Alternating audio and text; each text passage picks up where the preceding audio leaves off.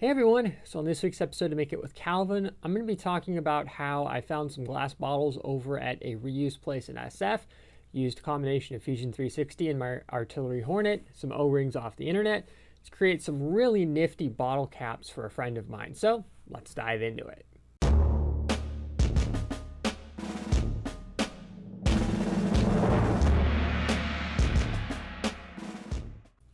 So the basis of this project is actually really interesting. A while back, I had to go up to San Francisco to renew my personal mailbox that I have up there and pick up some mail, make some deliveries, things like that.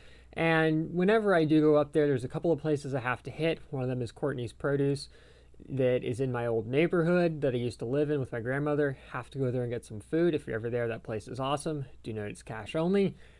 Also have to go and hit up the reuse place called Scrap SF. And pretty much Scrap signifies what this place is. They have scraps of literally anything and everything over there. And you can find some really mundane items to some really unique items.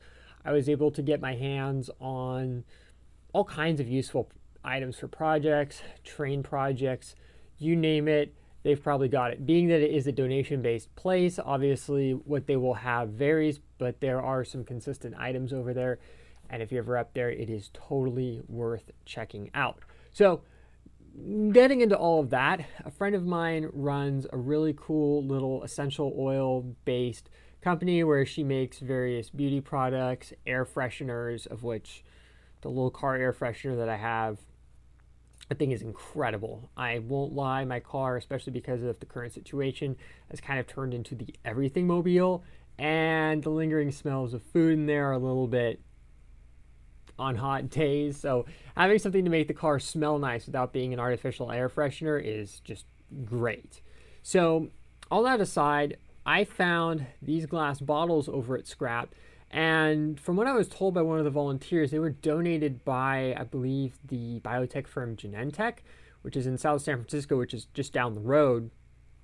And these were interesting because they came with no stoppers on the top. And I believe these were the kind of bottles where you would stick a needle inside through a silicone seal to draw the liquid or whatever product was inside out. So these were really nice, and they were all of 50 cents a piece. So I messaged my friend, and she gets back to me and goes, oh yes, please, can you get those? So whenever she can, she tries to use recycled or reused products, which is awesome. Now the only catch is, obviously, because there was no caps on these, her thought was, well, gee, I can use these for reed diffusers. Awesome idea. Well, obviously, you need a way to hold the liquid in there, and yeah, you kind of get the idea. So what I thought was, well, gee, I've got a 3D printer. I know how to do 3D design. I'm a product design student. This will be simple.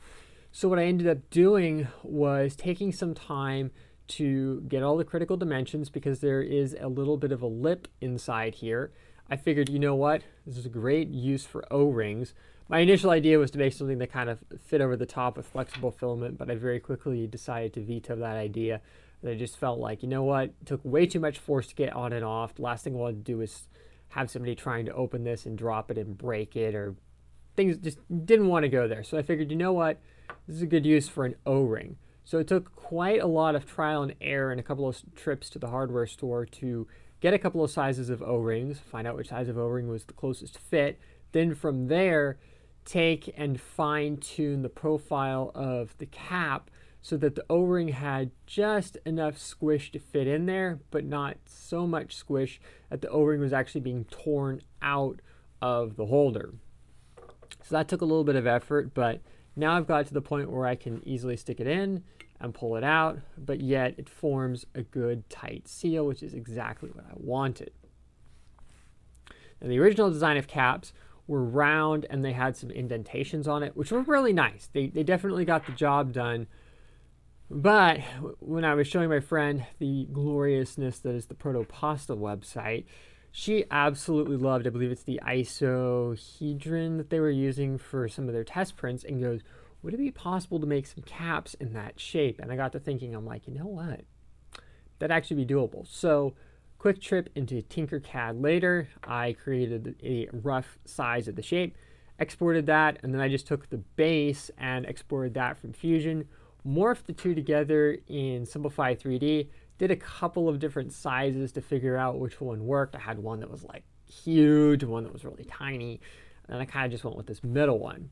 So that's all well and great, but I then decided to go crazy and use some of the Proto-Pasta samples that I had ordered, partly for this project and for the initial bottle cap run, and partly just for my own amusement, because as a lot of you know, I don't do a lot of for fun printing, and I felt like, you know what, I haven't gotten anything from Proto-Pasta in forever. I might as well see what they've got, and oh boy, do they have some interesting stuff. When it came to printing these, I decided to use the brand new artillery Hornet that I got in, and this thing kicked butt on printing the caps. I'm not even kidding.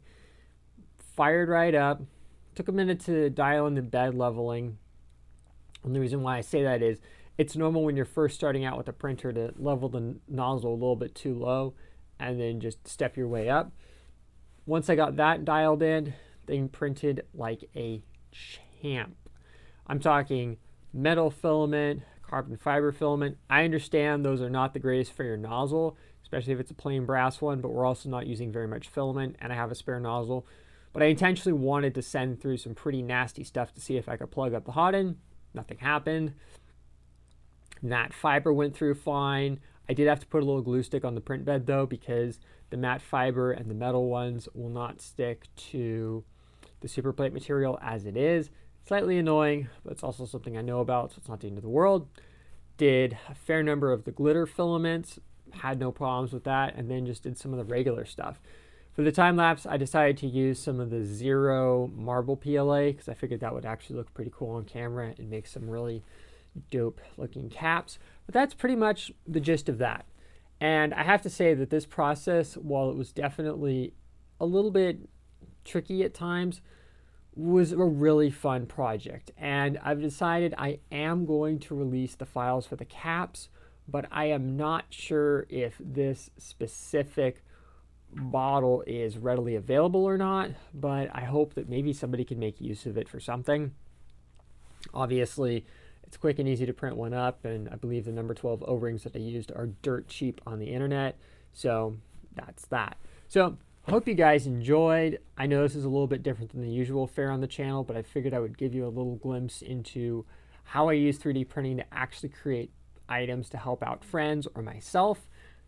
Figure, you know what, if I can open up people's minds a little bit into the process of designing, the trial and error and things like that, it might be helpful. So I'm going to close this out with some shots of the caps. I'll see you here next time on Make It With Calvin. Oh gosh, poor Tascam.